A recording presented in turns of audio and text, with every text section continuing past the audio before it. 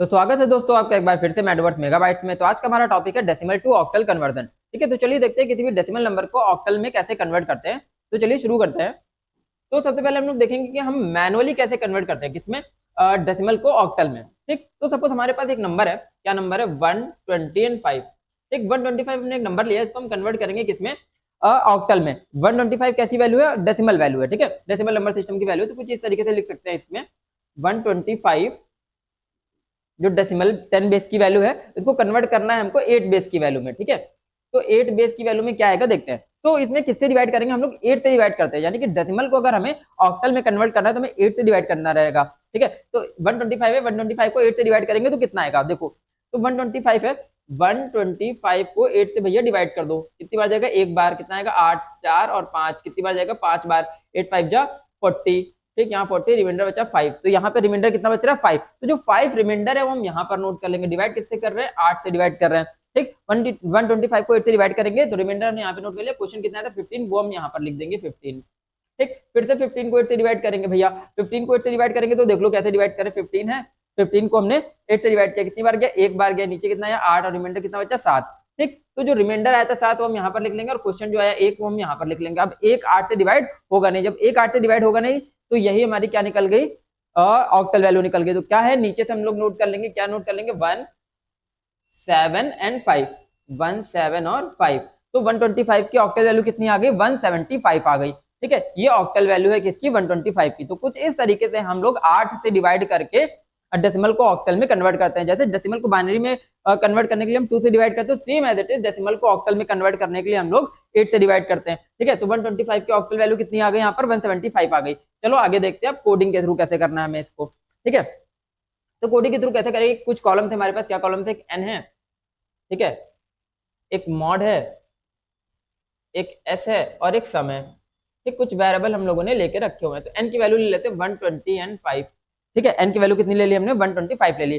तो कंडीशन क्या है, 125 इज ग्रेटर देन 0, तो 125 is greater than 0, condition true है।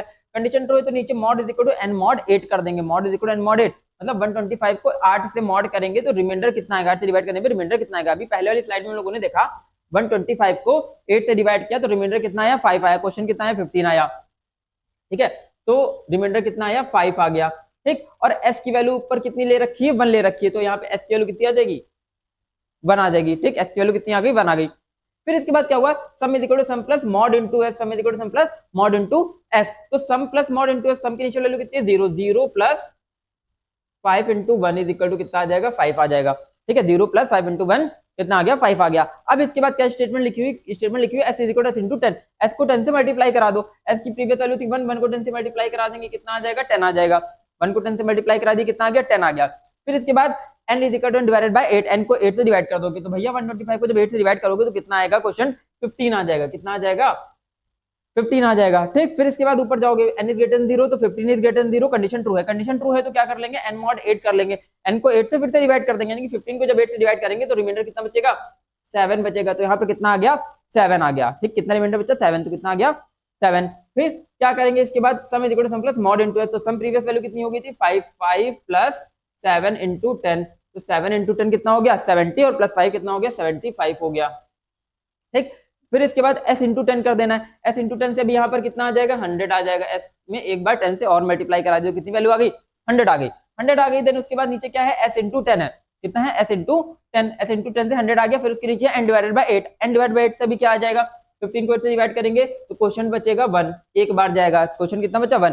फिर यहाँ से लेके ऊपर आ गए, n इज ग्रेटर देन 0 है क्या, 1 इज ग्रेटर देन 0 है क्या, कंडीशन ट्रू है। कंडीशन ट्रू है तो नीचे क्या हो गया, mod is equal to n mod 8, mod is equal to n mod 8, n mod 8 से भी कितना आ गया, यहाँ पर 1 ही रिमाइंडर बचेगा। भैया 1 8 से डिवाइड होगा नहीं तो 1 ही रिमाइंडर आ जाएगा, सिंपल है। ठीक, तो रिमाइंडर आ गया 1। अब क्या स्टेटमेंट है, sum is equal to sum plus mod into 8, तो सम की प्रीवियस वैल्यू कितनी थी 75 प्लस 1 इंटू 100, तो क्या हो गया 175।